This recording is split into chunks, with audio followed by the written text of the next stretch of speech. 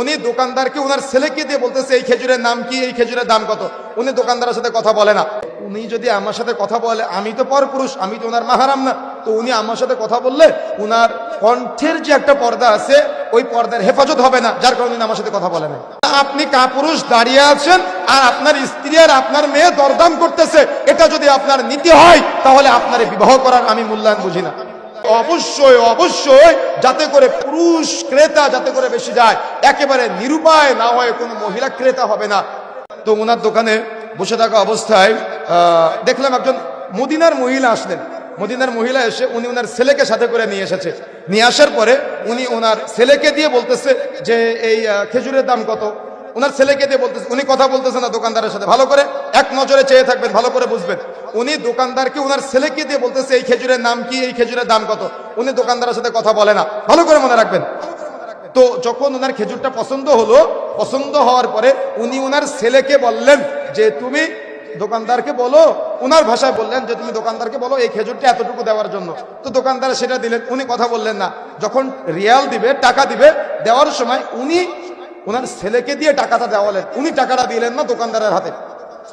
আমি তেমন পরিবেশ দেখিনি, আপনারা দেখেছেন, আমাদের সমাজে তো এগুলা পাওয়া যায় না।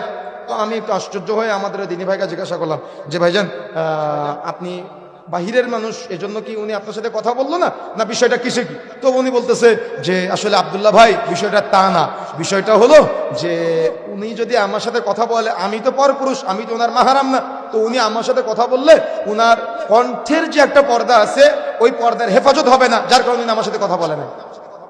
কি বুঝলেন?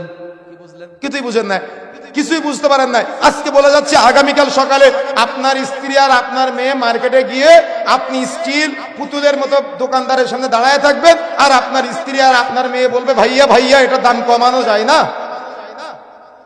কি, তাই না?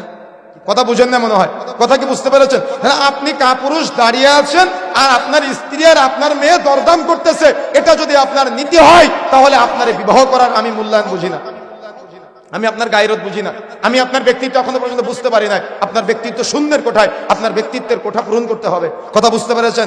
এই জন্য এই ক্রেতার ক্ষেত্রে অবশ্যই নীতিমালা ফলো করতে হবে যে অবশ্যই অবশ্যই যাতে করে পুরুষ ক্রেতা যাতে করে বেশি যায়, একেবারে নিরুপায় না হয় কোনো মহিলা ক্রেতা হবে না। সুতরাং এই নীতিমালাটা ফলো করার চেষ্টা করতে হবে আমাদের।